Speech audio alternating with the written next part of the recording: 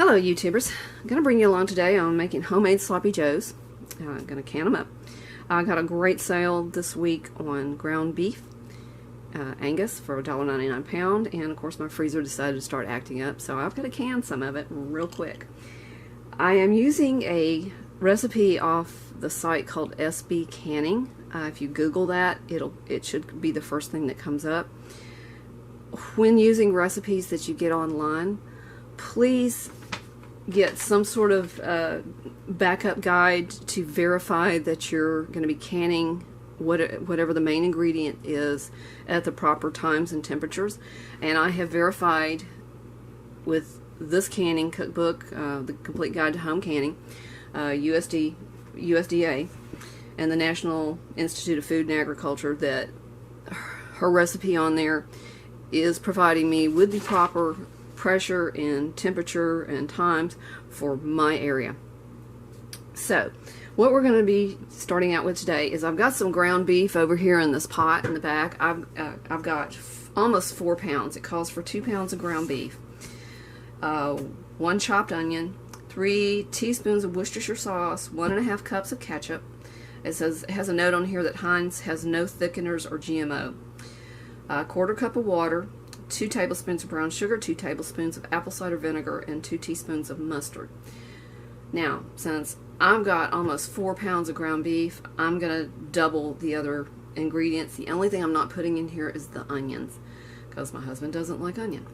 So, I did season my ground meat when I cooked it with some onion powder, salt, pepper, and some garlic. You can add whatever seasonings you want in there. If you like chili powder or cumin, add it in there. I personally do not like those. So, if you want a little spicier, put some cayenne in there. Your seasonings don't matter. That's for your taste. So you're not gonna get off on a canning recipe if you add or delete some seasonings.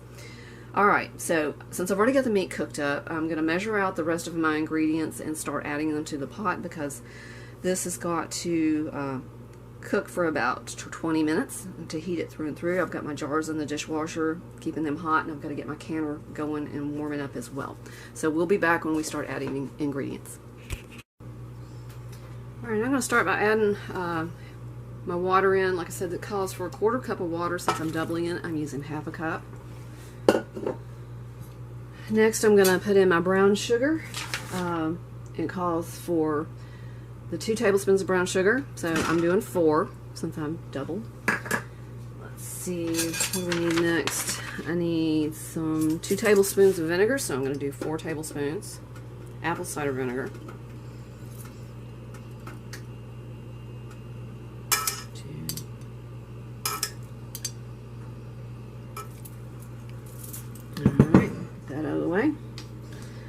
We need 3 teaspoons of Worcestershire sauce.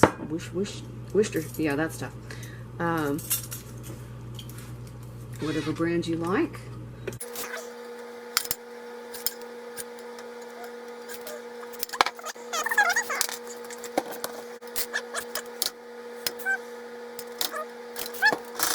And now for the ketchup. So just 1.5 cups of ketchup, and so that'll be 3 for me.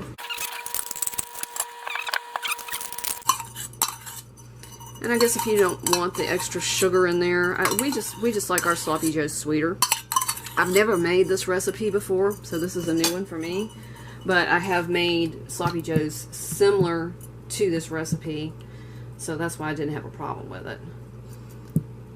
Okay, that's not quite going to be enough ketchup in there, so let me open another jar. Alright, I think I'll squeeze that last jar of ketchup for all it's worth, so I didn't have to bust into the new one. I've got it turned over upside down over here on the side, so I can add a little bit more as it runs to the bottom. Okay, so that's all of our ingredients in there, and we're going to give this a stir, mix it all in good, and let this heat up for about 20 minutes. And I'm sorry, I'm sliding around on you over here.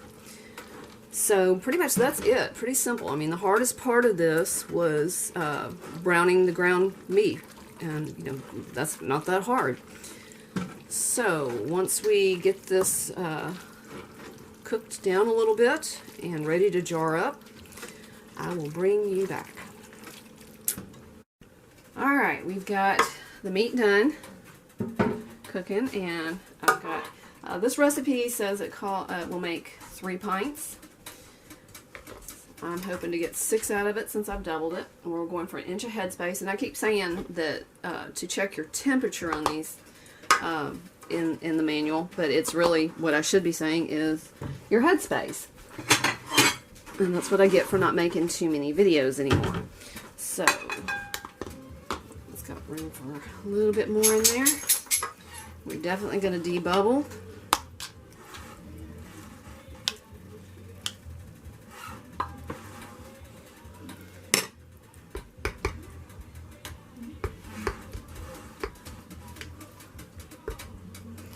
Oh, and it smells good. And this is one of those meals that, let's see, right at 1 inch of headspace. We could probably get that to settle in a little bit. There we go. Because you want to go right about to here. That should be 1 inch headspace. We are going to wipe the rim with vinegar, so we don't prevent it from sealing.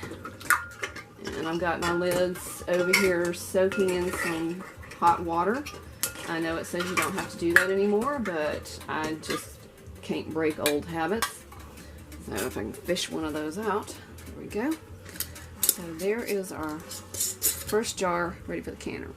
Finger tight, do not crank down on that because you do not want your lid to buckle in the canner while it's under pressure. So let's see, there we go. Sloppy Joe mix going in the canner. Alright, now I'm gonna grab more jars and keep this going, but I will speed up the video since I'm going to be doing the same thing.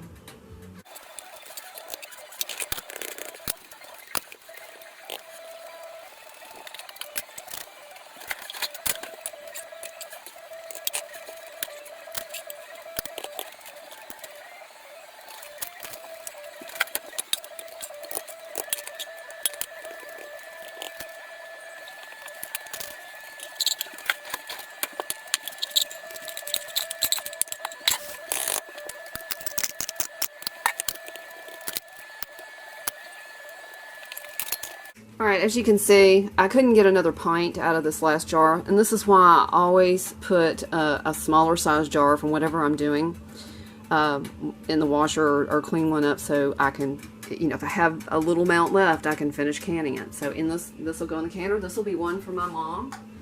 I don't know that she really likes Sloppy Joe mix, but you know, hey, she can give it a try. If she likes it, she doesn't. Or else it'll be a single serving for me. If I'm home alone one night and just fixing dinner for myself. I ended up, let's see, I got 4 pints. 2 of those were wide mouth. So I'm going to have to put some extra jars in here to fill up the space.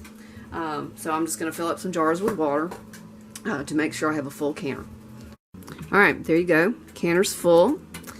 I have, and you probably noticed this has got some writing on it and it has an old label. Those are the 2 jars of water that I'm putting in there to fill up the canner, just so that my jars don't move around in there and fall over and risk breaking them. So you always want to fill your canner up, even if you don't have enough stuff in there. Put some water, you know, just fill up the jars with water, and that's one reason I save old lids, is so I can do just this. I'm not going to keep the water on my shelves.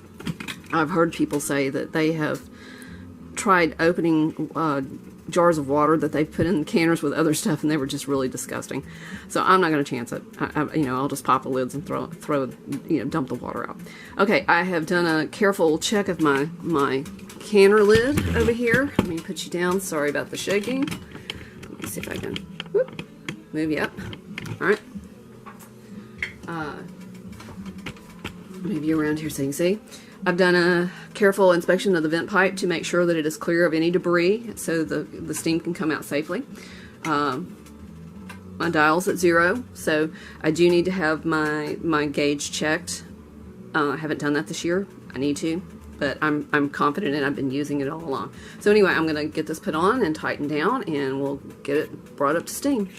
Okay, here's our finished product. I got 4 pints and a half pint out of it.